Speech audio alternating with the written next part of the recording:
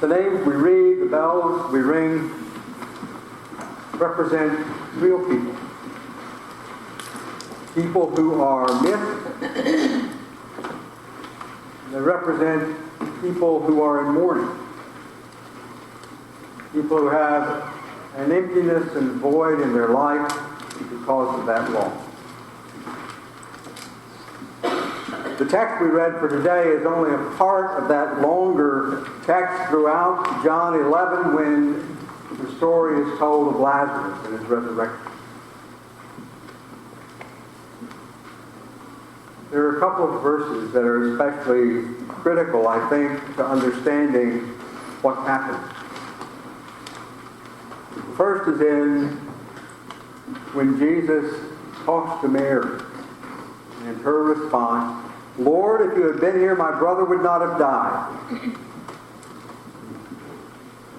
How many of us have also cried out, "If you loved us, you wouldn't have let us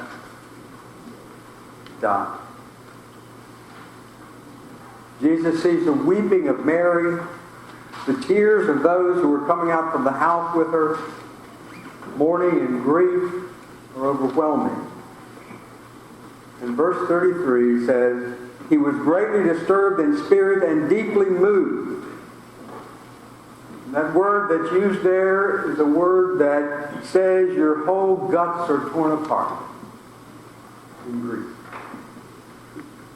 Way stronger than anything we translate in the Lightfoot's word.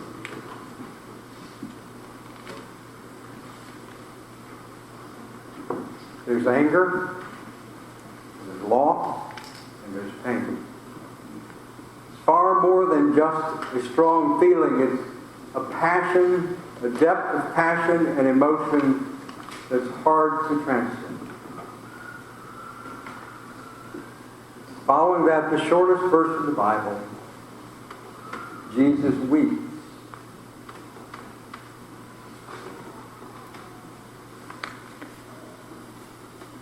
He has the same reaction as the mourner and weeps real tears. He's angry. His insides are torn apart and groaning. Deep in his spirit, he is suffering this loss.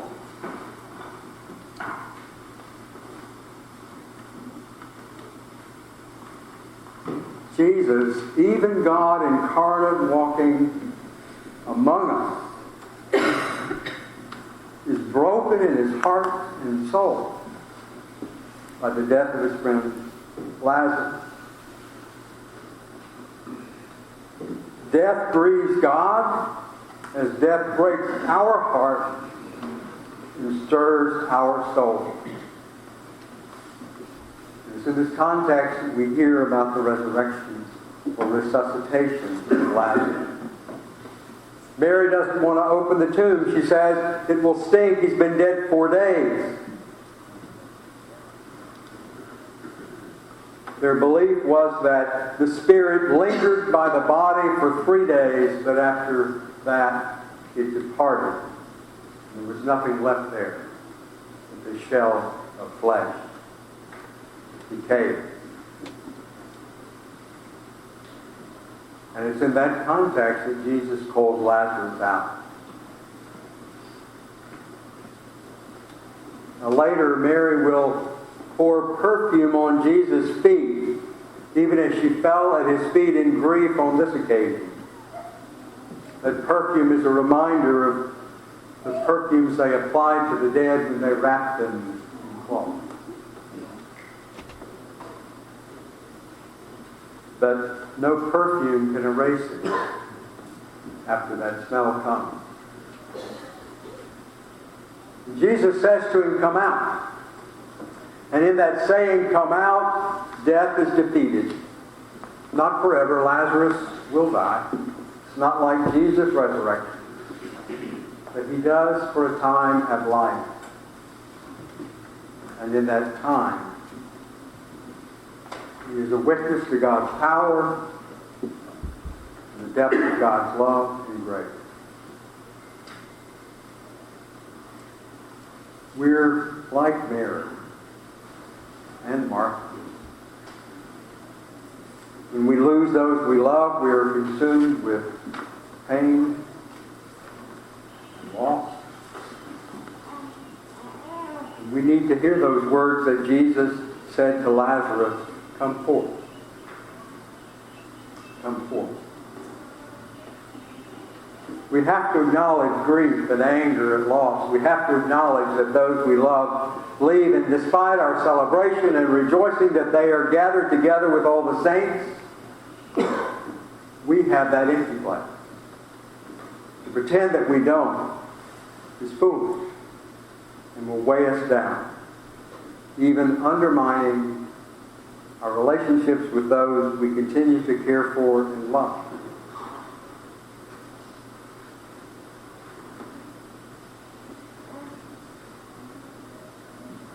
But in the face of that, the truth remains of the cross of Christ and the resurrection of Christ. Jesus says, "I am the resurrection and the life. Those who believe in me, even though they die, will live." And he calls Lazarus forth. And what's terribly important about that calling forth is that he expects the crowds to participate in that calling forth. Lazarus is wrapped in the cloths of the grave, and he asks those there to help remove those cloths, to participate in this miracle of resurrection. Jesus has the power. We're called to share in his miracles in our lives.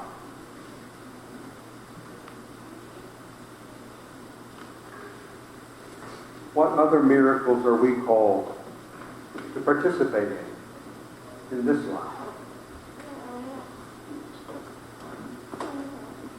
God continues to do miraculous things in our life. Some easy to see, some not so easy to see.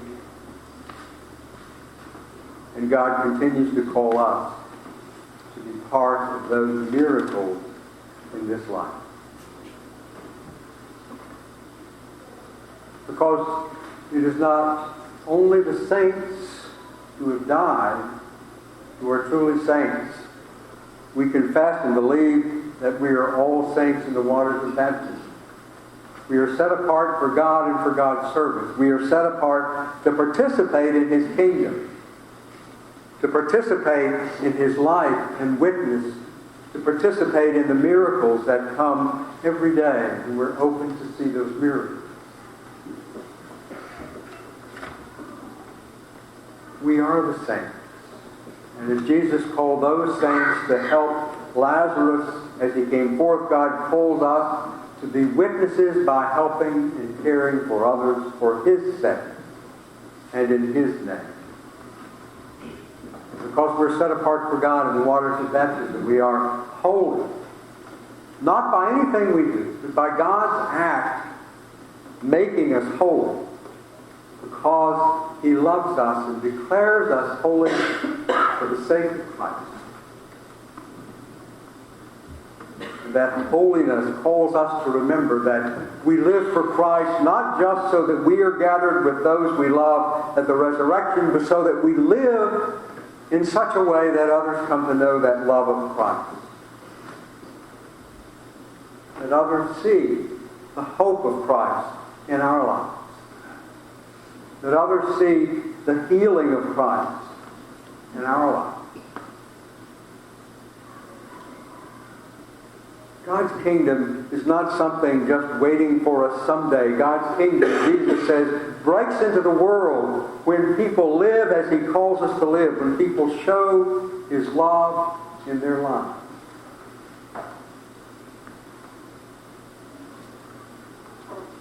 And what we have to remember is that God's holiness is revealed in almost everything we do if we have an attitude of service and thanks to God. Changing a dirty diaper, nursing a sick friend, calling someone we haven't seen for a while, offering comfort in times of loss, helping a neighbor out when they're having difficulty, befriending a kid in school that other people pick on. All those are ways we live out our faith. We share in Christ's ministry and mercy. We help others see what it means to be a saint. Because it is that living as saints that allows others to come to faith in Christ so that they may live and die as saints and be gathered with all those who love Christ before the throne of Christ. Too often we want to set aside those words sacred or holy or saints for only church stuff. The reality is life stuff. It's life stuff. The way we live our lives can be saintly. We recall who we are as God's children.